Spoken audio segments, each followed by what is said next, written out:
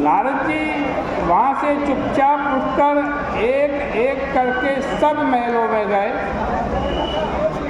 उस समय कहीं तो भगवान बालक खिला रहे हैं, कहीं स्नान कर रहे हैं, कहीं हवन कर रहे हैं, कहीं पंच महायज्ञ कर रहे हैं, कहीं ब्राह्मण भोजन करा रहे हैं, कहीं ब्राह्मणों को भोजन कराने के बाद स्वयं भोजन कर रहे हैं, कहीं संध्या वंदन कर रहे हैं,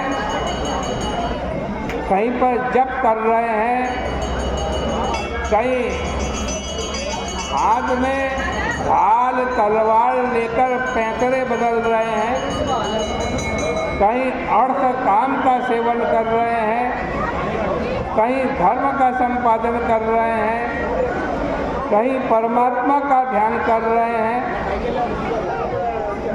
कहीं बड़ों की सेवा कर रहे हैं, कहीं युद्ध कौशल की चर्चा कर रहे हैं,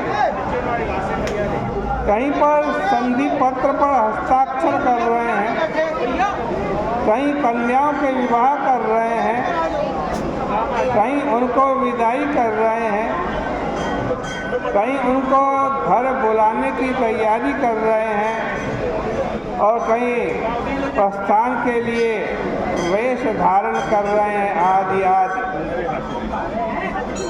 अब नारद जी ने यह सब देखा तो विस्मित हो गए और बोले कि बस महाराज, मैंने हाथ जोड़ लिए आपकी योग माया को। मेरे लिए तो आपकी लीला का मान करते हुए विचरण करते रहना ही अच्छा है। श्री कृष्ण ने कहा कि नारद जी, मैं तो धर्म का कर्ता, वक्ता और अनुमोदिता हूँ। लोगों को शिक्षण देने के लिए ही इस प्रकार का आचरण करता हूँ।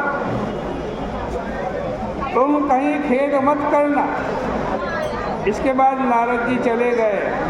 असल में भगवान के इन चरित्रों के वर्णन का तात्पर्य यही है कि उनको, उनकी जो भक्ति है वो हमारे हृदय में आए। भगवत भक्ति के लिए उनके चरित्र के श्रवण करने के अतिरिक्त और कोई उपाय नहीं है। जैसे सुगंधित चीज को नाक से सूंघने पर, स्वादिष्ट चीज को जीभ से चखने पर, सुंदर चीज को आँखों से देखने पर उसके प्रति अपने आप ही प्रीति उत्पन्न हो जाती है, वैसे ही बार बार श्रवण करने पर अनदेखी चीज के प्रति, जिसको हमने नहीं देखा है, उसके प्रति प्रीति उत्पन्न हो जाती है। इसलिए जो श्री कृष्ण कथा का गान श्रवण अनुमोदन करता है उसको भगवान की प्रति भक्ति होती है। इस प्रकार से श्रीमद् भागवत महापुराण के 10वें स्कंद का ये 69वां अध्याय भी यही परिपूर्ण होता है। कल को 70वें अध्याय की कथा सुनाएंगे। आज की चर्चा का यही विराम। बोले कृष्ण कन्हैया लाल की जय।